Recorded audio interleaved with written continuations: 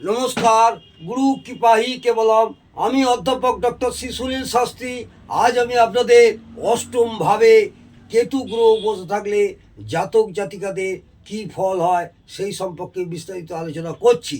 অষ্টম ভাব, যেটাকে রন্ধ্র ভাব বলি বা নিধন ভাব বলি বা মৃত্যু ভাব বলি, এই অষ্টম ভাবে যেসব জাতক জাতিকাদের কেতু গ্রহ বসে আছে বা কেতু গ্রহ লগ্ন সাপেক্ষে বসে থাকে তাদের কি হয় সেই সম্পর্কে বিস্তারিত আলোচনা করছি।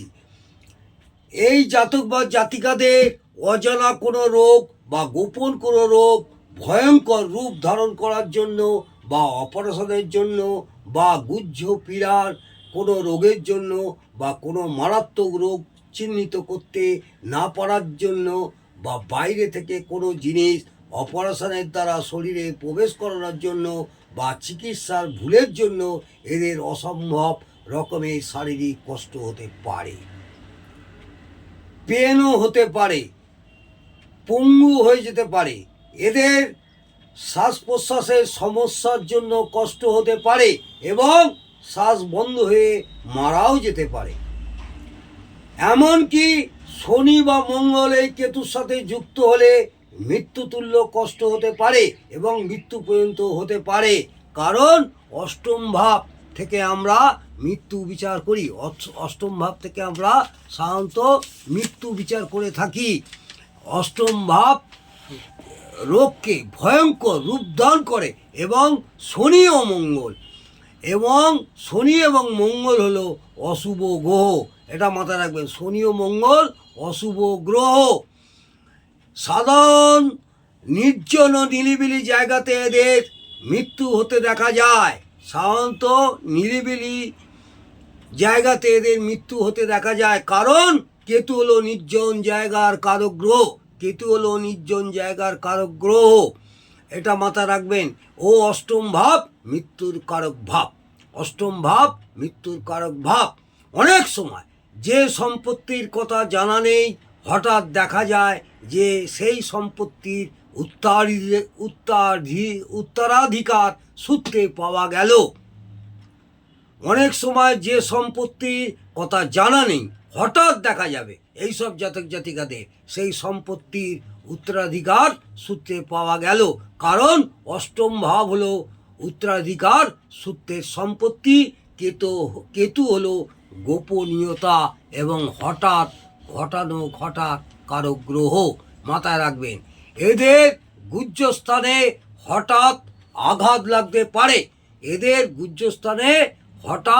আঘাত লাগতে পারে। কারণ মাথা রাখবেন, কারণ অষ্টম ভাব গুহ্য দেশ নির্দেশ করে ও কেতু হঠাৎ দুর্ঘটনার কারক গ্রহ। আমার ব্যক্তিগত অভিজ্ঞতা বা আপনাদের আমি জানাচ্ছি, ব্যক্তিগত টিপসও দিচ্ছি যে মনে রাখতে হবে অষ্টমভাবে কেতু থাকলে, অষ্টমভাবে যদি কেতু গ্রহ থাকে তাহলে প্রচুর রিস্ক অথবা নানা রকম ফাঁড়া থাকে, সেইটা থেকে সাবধান অবলম্বন করবেন। এর সঙ্গে যদি লগ্নের কোনো সম্পর্ক থাকে তাহলে লাইভ রিস্ক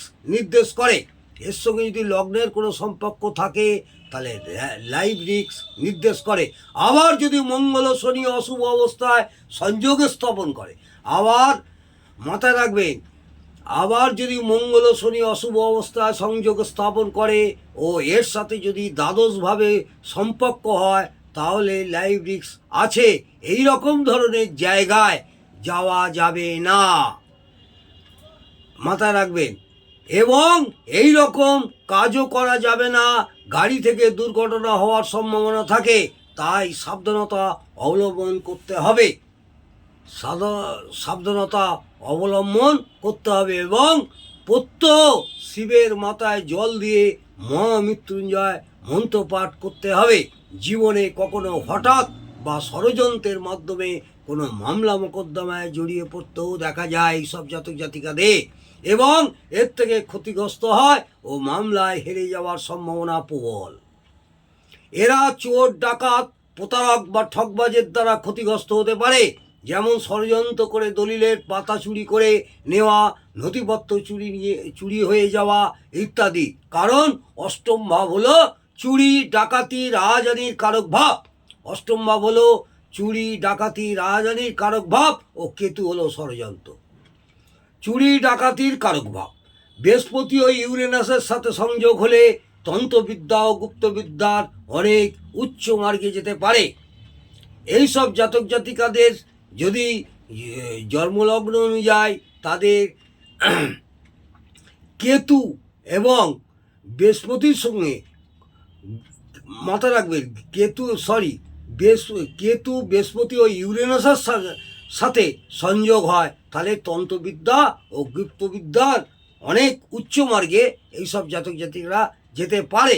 কারণ অষ্টম ভাব থেকে অজানাকে জানা বিচার করা হয়। কেতু গুপ্তবিদ্যার কারক ভাব, বৃহস্পতি বিদ্যা ও জ্ঞান অর্জনের কারক ভাব, ইউরেনাস হলো বিশ্লেষণ বা গবেষণা করার কারক ভাব।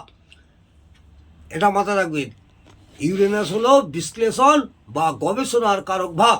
তবে অবশ্যই মনে রাখতে হবে, অষ্টম ভাবে কেতু যদি খুব ভালো অবস্থায় থাকে, যেমন 1600 বর্গে যদি ভালো বর্গফল পায়, বা অষ্টম ভাবটা যদি সক্ষেত্র হয়, বা মূল ত্রিকোণ ক্ষেত্র হয়, বা তুঙ্গ ক্ষেত্র হয়, বা শুভ গ্রহের দৃষ্টি পায়, বা কোনো শুভ গ্রহ যুক্ত হয়, তাহলে উপযুক্ত অশুভ ফলগুলি অশুভত্ব কিছুটা হলেও কমবে।